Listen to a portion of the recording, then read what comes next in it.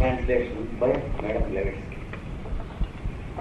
It is like purchasing the carcass of an elephant and carrying it home. Instead of purchasing an elephant, suppose somebody purchases the carcass of an elephant, dead body of an elephant, and safely carries it home. Like that. We have the weight of the subject without the pleasure of the subject. See, now we leave off the weight here on the blackboard and we go to the pleasure of the subject. So you sort of exercise. Just now we are trying to introduce. This is the exact exercise which every scholar in India knows, and every Indologist in the West, and every university professor of the Western University knows. This is the burden of the elephant, dead elephant. But only a true traditionalist can give us the other side of it. There are, fortunately, people who know the tradition of every scripture in the world. They are the masters and their disciples. And they never allow the thing to die. They keep the tradition living and they give us. Now we try to understand what it is. The word wilk means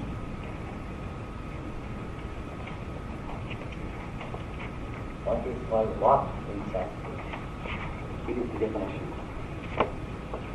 That is,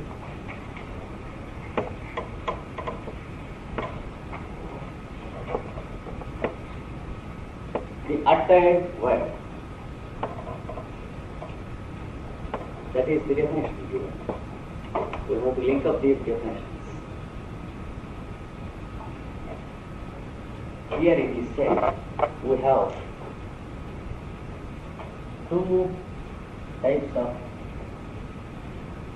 the same sound in the scripture. One is just as we have the capital R and the R, we have the same sound uttered here. For example, if we say red or ram or rama, we utter with the tip of the tongue. It is R2. But there is another, the original. It is uttered here in the vocal cords. There is the trill in the vocal cords, the original trill, without which we don't have the voice. You can't hear the respiration without that trill. It is what we call voice, and that is what is meant by Rigveda. See, whenever the true student of Veda says Rigveda, that means the voice uttered and heard, and the trill that is produced in the vocal cords. Am I clear?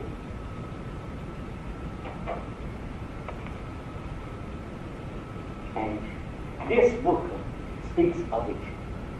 So Rigveda is not this textbook, but it is your own voice uttered. That too, when it is uttered, it is Rigveda. When not uttered, it is the book.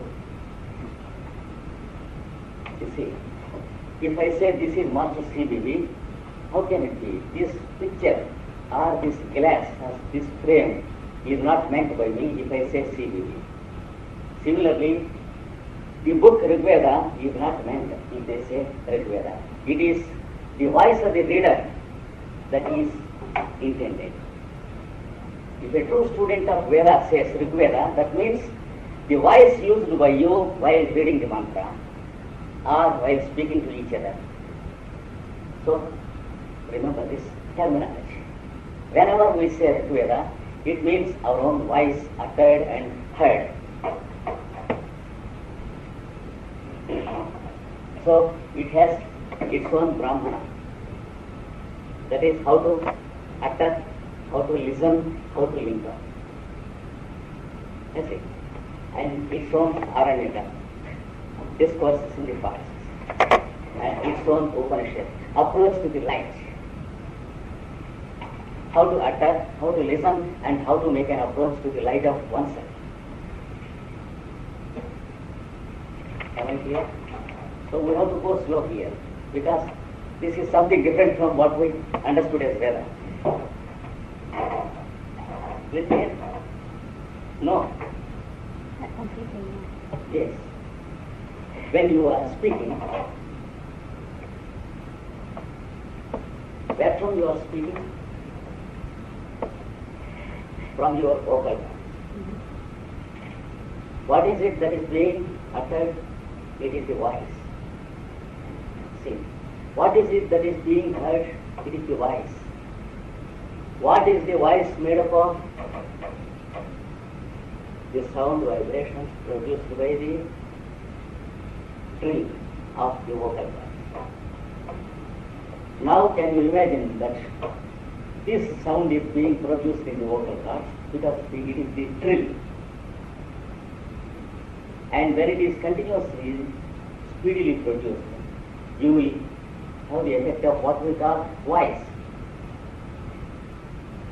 Am I clear? Y, W-Y-S-E. No, Voice. voice. Sorry. Oh, no. This is the difference between country and country. I'm sorry. We Indians, we pronounce things in a different way. That's the gap in the pronunciation. It's voice. Okay. Now, am I clear? Am I clear? Good. So, whenever the real student says Rigveda, that means the voice, produced and listened. It is in Sanskrit called Vak. And now, when after knowing this, he gives us a good story after story, and story within story of how the origin of the voice takes place, how the impulse takes place, how you begin to feel I should speak, and how you make an attempt, and where from the attempt comes, and how the attempt is rewarded, and what are the steps of the attempt before it comes out as voice. So you will find many, many stories there. Now, the second one.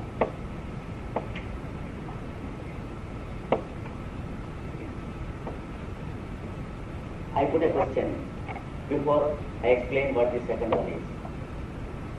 You have accepted that the voice is produced due to the pain in the vocal cords. And how is this really produced? What is the cause of this drilling? How can you produce it? With what? You are producing it? Material. Here. Yes, yes. Yeah. So this is called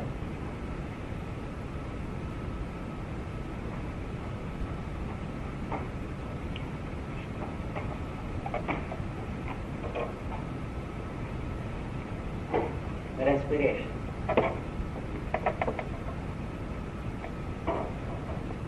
For so many scientific reasons, it is called the sound.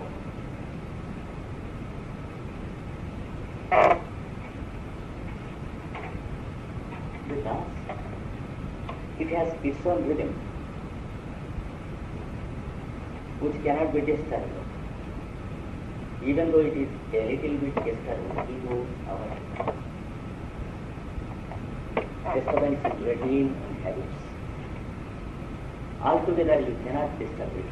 You cannot stop it for a time and then produce it again. It is automatic. It has nothing to do with our mind. It has its own mind, which is keeping the rhythm. The heartbeat and the respiration, they continue because there is a rhythm, there is a beat which is working through us. It's taking these vehicles as its own vehicles.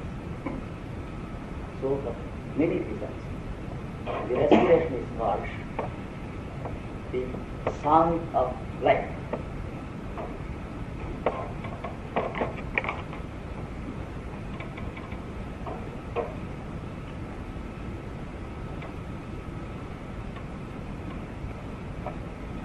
I think some of you know what is periodicity. What is alternation? What is chain action? What is causal effect? Because many of you have studied the books of the Tibetan. All these aspects put together, they frame, they compose the song of respiration. There is the law of periodicity,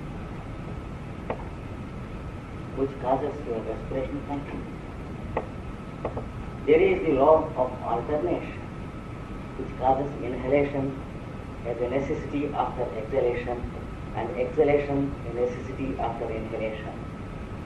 The one is necessitated after the other. It has nothing to do with you are trying to do it or not. So, last year I remarked once or twice that it's not true that we are breathing, but breathing is taking place.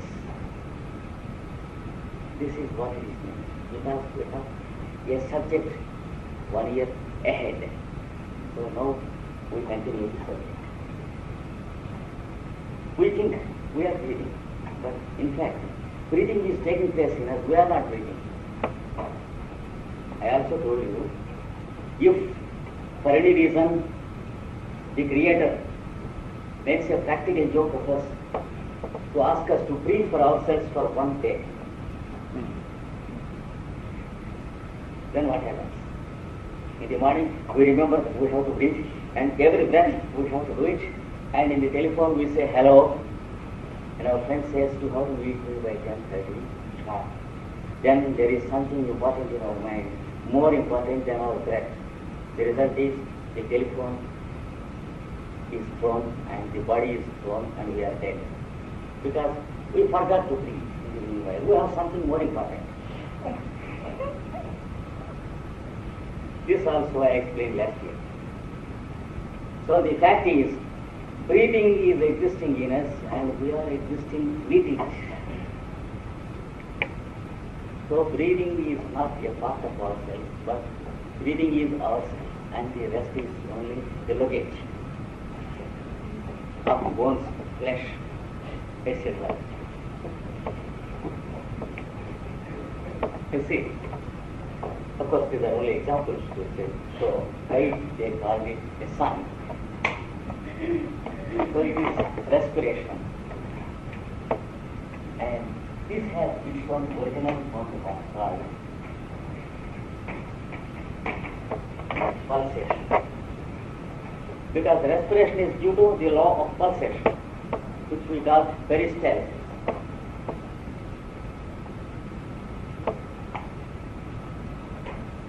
That becomes possible because space has the property of pulsation to eternity. Space pulsates. You know the sentence of Pythagoras, the proposition made by Pythagoras. He says, space pulsates.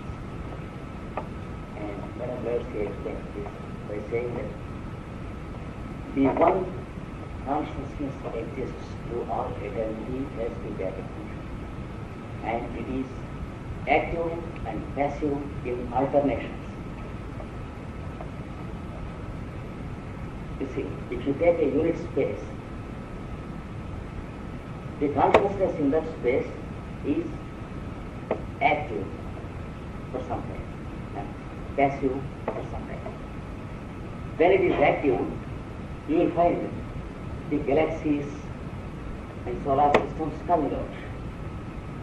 When it is passive, you will find they gradually being absorbed into space. So, there is one exhalation and one inhalation as an alternation in the unit space. This takes place through a duration of eons of time, millions and millions of years. One respiration in one unit space. This is what the scriptures call the divine breath. So, they say that the Lord in space breathes out the words once and breathes in the words. So, from subjectivity, he breathes out the words into objectivity. And from objectivity, he breathes in the words into subjectivity. That is what the scriptures say, all scriptures. It is called the divine breath, the exhalation and the inhalation. According to that law of pulsation,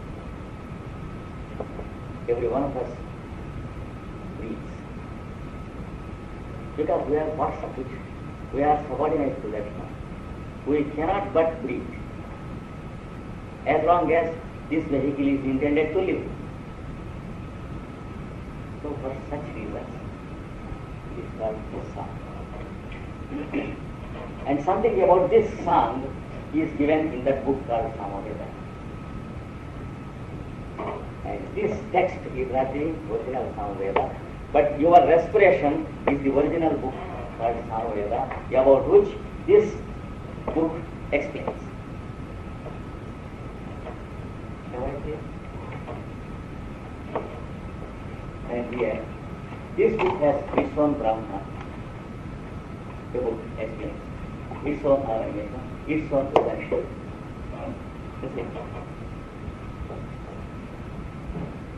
So now we have two books with us. We need not carry the luggage of them.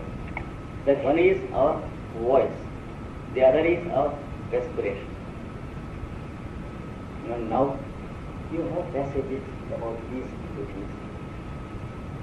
In one of the passages, just I give you an example, just listen to it, you need not know the one. It is said that Rigveda is born out of Samaveda. That means your voice is born out of your respiration. You see, that means Rigveda or your voice is produced, is born out of Samaveda. And again it is said that Samaveda is born out of Rigveda. That means with your voice you know how to produce music. From music or song, the word has come.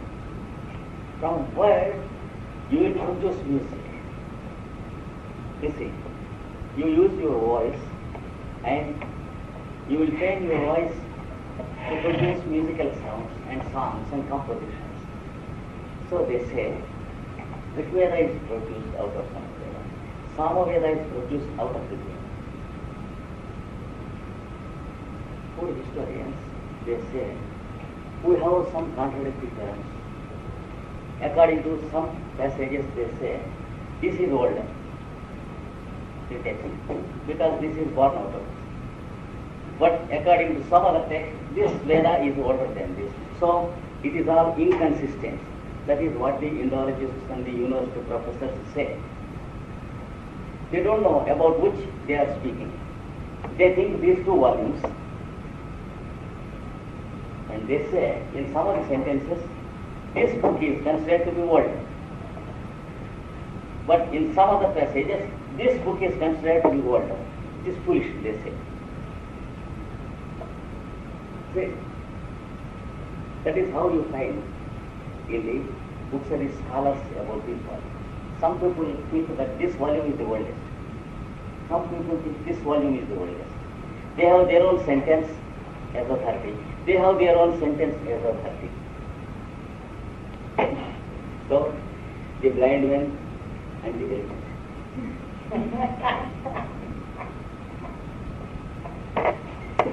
Like this. Now, we will go to the third Veda. Please don't forget to pick up it. Yajus. The word Yajus means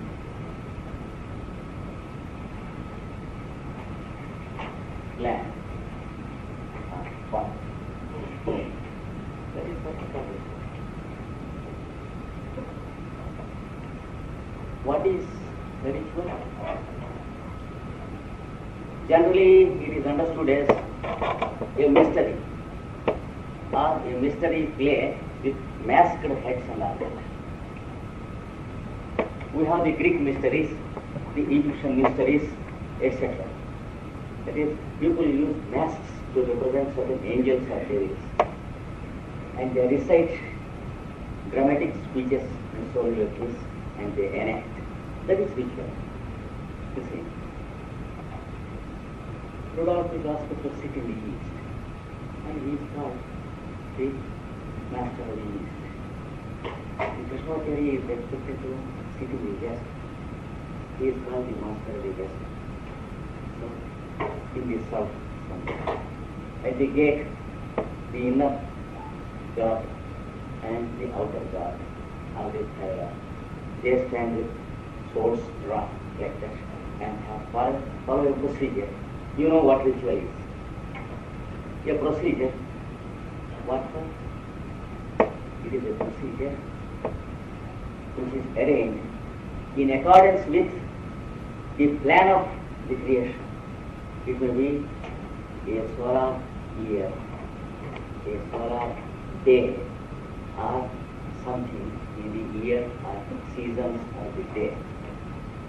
When you sit in the east and call yourself the rising sun, when I sit in the west and call myself the setting sun, when you sit in the south and call yourself the sun in the meridian, then it is called a ritual because it is the part of the day's activity imitated or enacted. Am I clear? But we ritualize. What we do is not the original ritual, but what happens there is the original ritual. The sun in the east is the original grandmaster of the ritual, not the fellow in the ritualistic hall. Because whether the fellow conducts his ritual in the ritualistic hall or not, the sun rises. So, the original ritual in its true sense is what we call the sunrise and the sunset, etc. So let it be Egyptian ritual or Chaldean ritual or Indian ritual or Vedic ritual. What we do is only a mockery or a play which works as a sacrament to widen our comprehension. But in its true sense, ritual means that which is going on in nature and creation, the plan, the work. You see.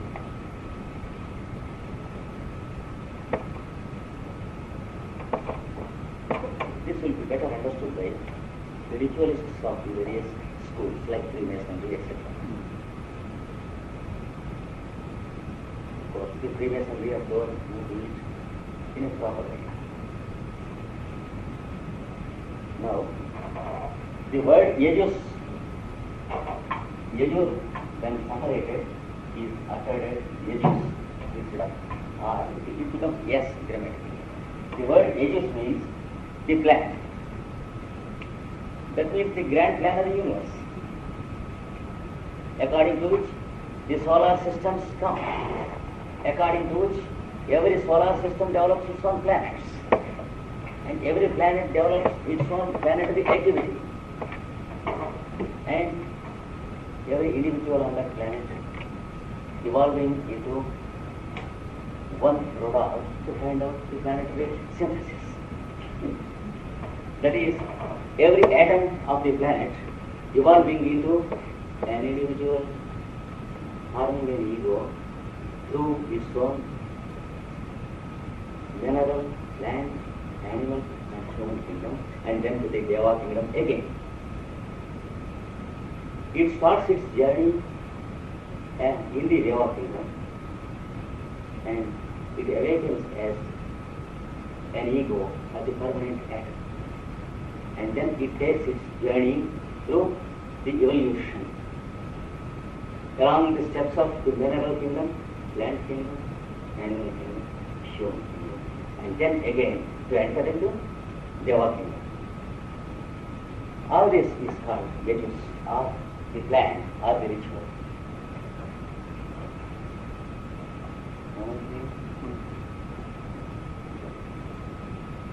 So there is a plan, you see, the activity of the day and the night, the sunrise and the sunset. There is a plan. We can't call it haphazard.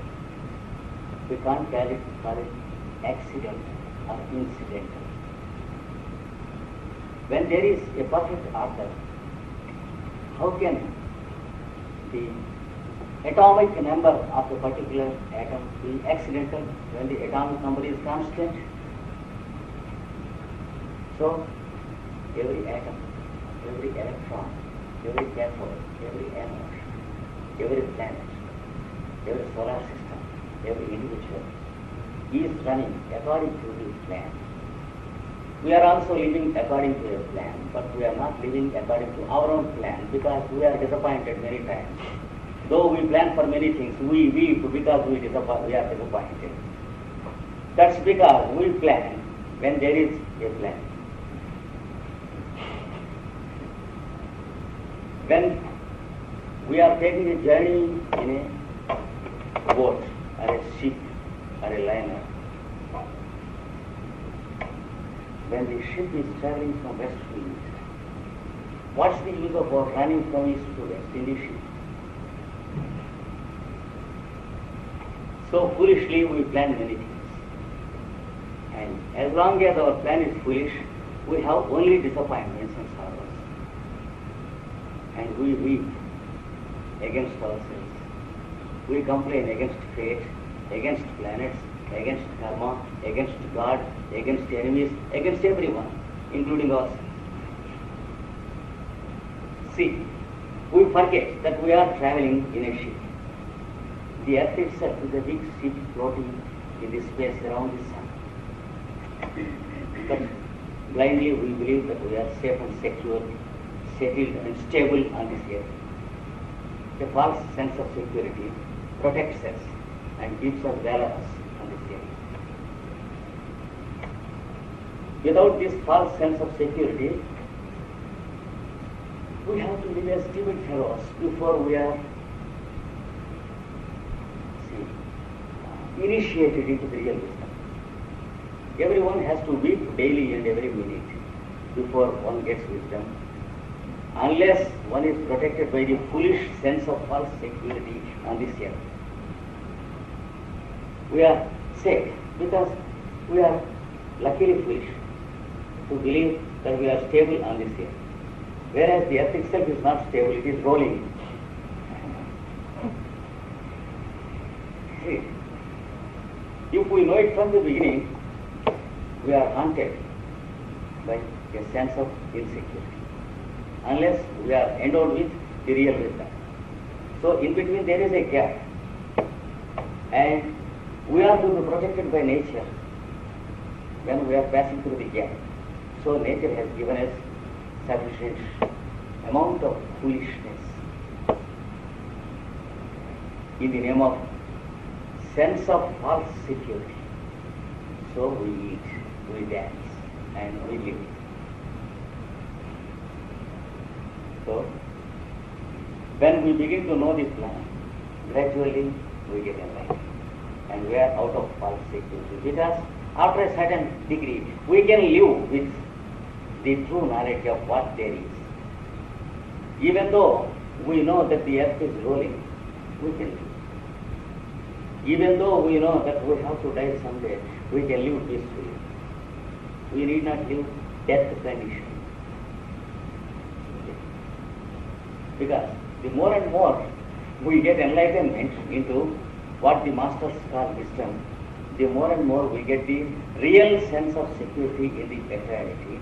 Until then we are to be protected by a false sense of security. So, this plan which is to be known and gradually which will be revealed to every one of us is called the ritual, the plan or the work of ages. And we have our own plan. In the morning we plan for certain things. I will go to the office better. Before that, I will finish my breakfast. Before that, I will get ready, my clothes, everything. Like that we have our own procedure. Certain amount of planning. What is it that makes you plan? It is how to plan our mind. So, Yajurveda means the mind. It's not the volume. This volume speaks you everything about what you got. So we have 3 volumes in us. One is the word, the other is the respiration, the other is the mind. These 3 are called the 3 books of wisdom that are not written by man.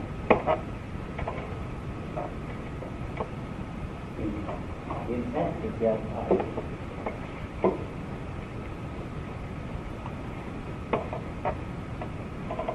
Apurusheya books.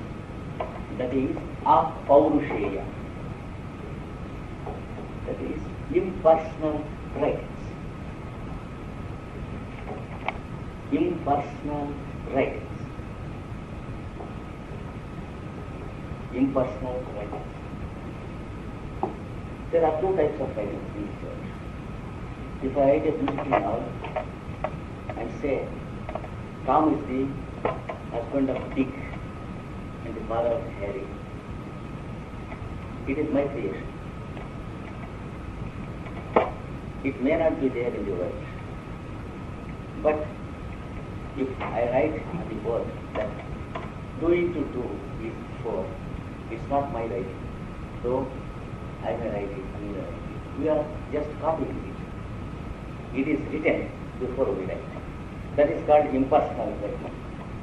Whereas our poetry, our novels and fiction, all this is called personal writing. So these very books, these 3 are called Apaurusheyas, impersonal writings. That is, books not written by the human beings. That is how they are defined. So, the Vak, the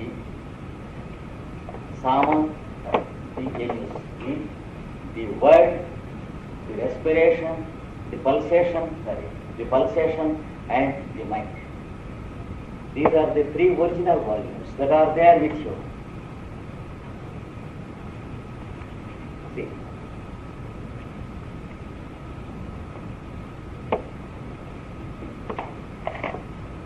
These 3 are called the main Vedas. And one who knows these 3 is said to have known the threefold wisdom. That is what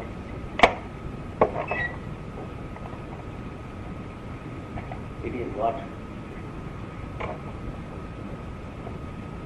one master says, Renosopia, threefold wisdom. In Sanskrit, this is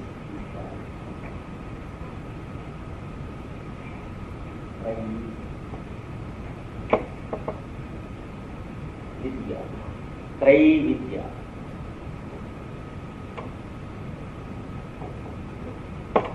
The word Vidya means threefold wisdom, which means Vedic wisdom.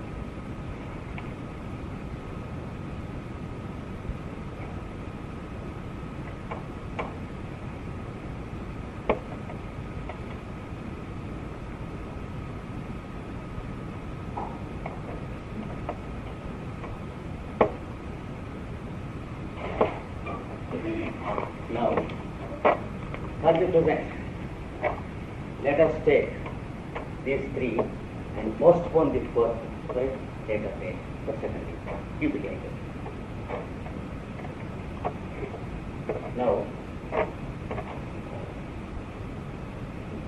everyone has his Brahma, his Aranyaka, his possession. Brahmana, you know, Brahma, the word Brahma.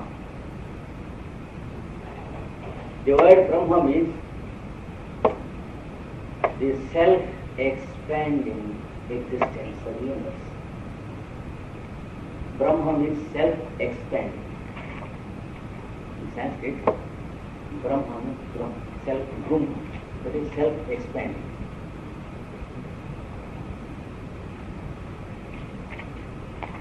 Brahmana means that which speaks of the self-expanding principle. So each of these explains the import of these original mantras.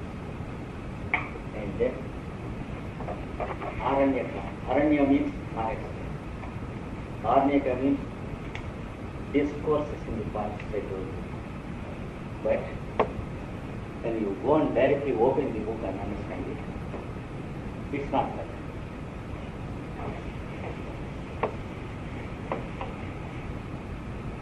You know an instrument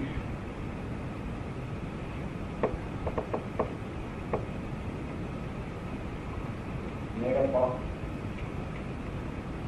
wood and demonstrated to the students of the Vedic scriptures in the ancient days.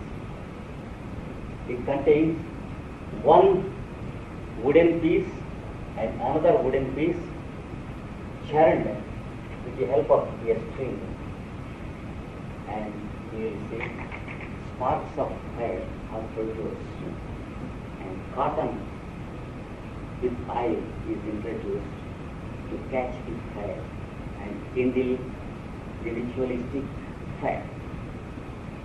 This instrument is called Aranya.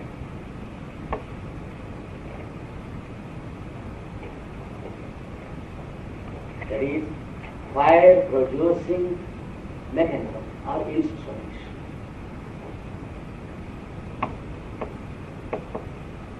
Fire producing instrument. These books, which are called Aranyakas, they explain us about that instrument Aranya. They explain something about this instrument, fire producing instrument.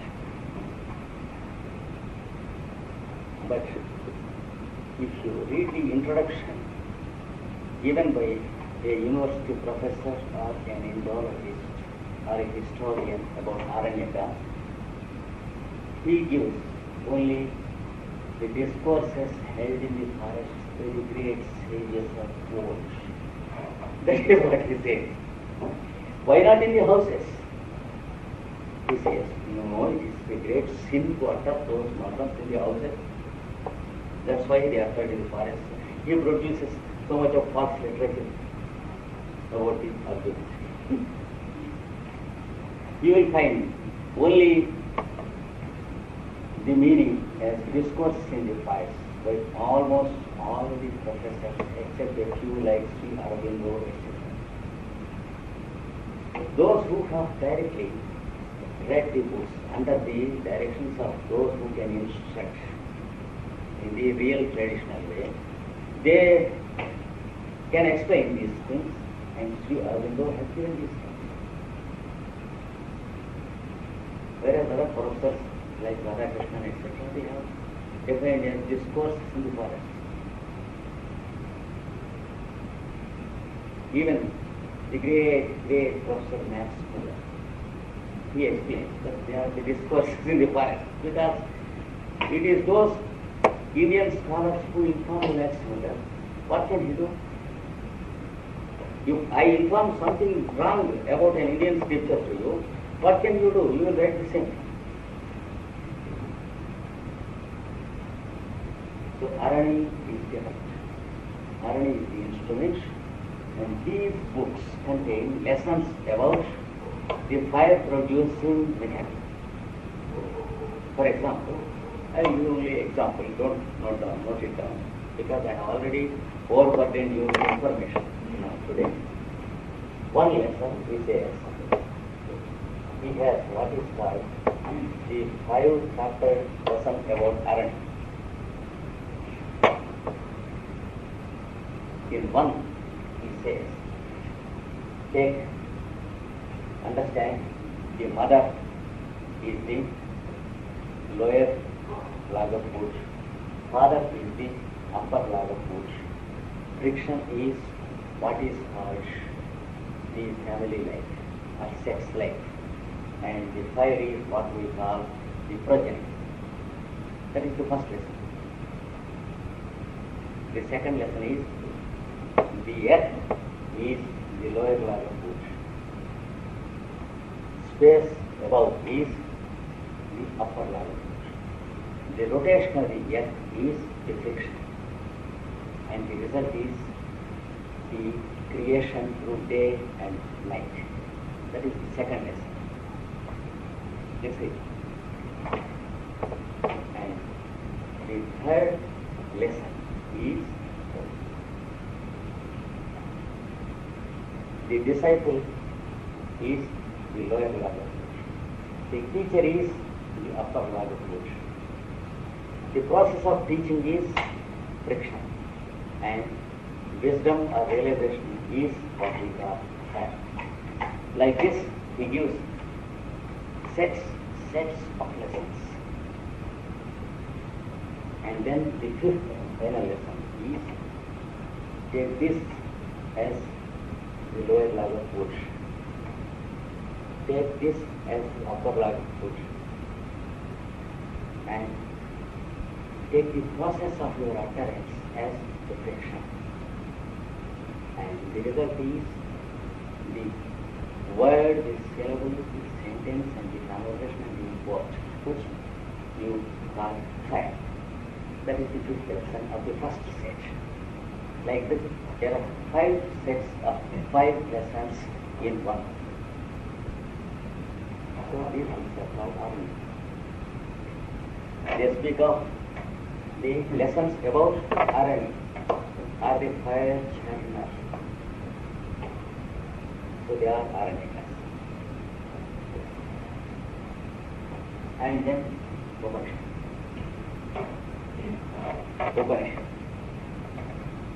Upa means near.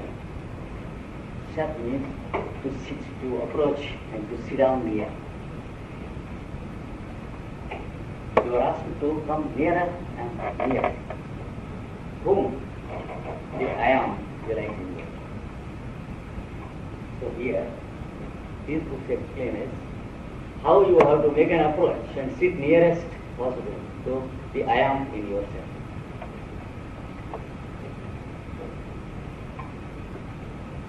For example, I say one statement. Understand the person whom you call I am.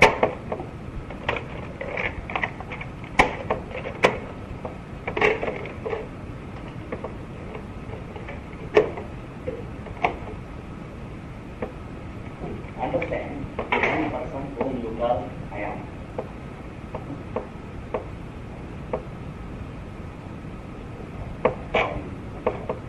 Understand the one whom you call this sun.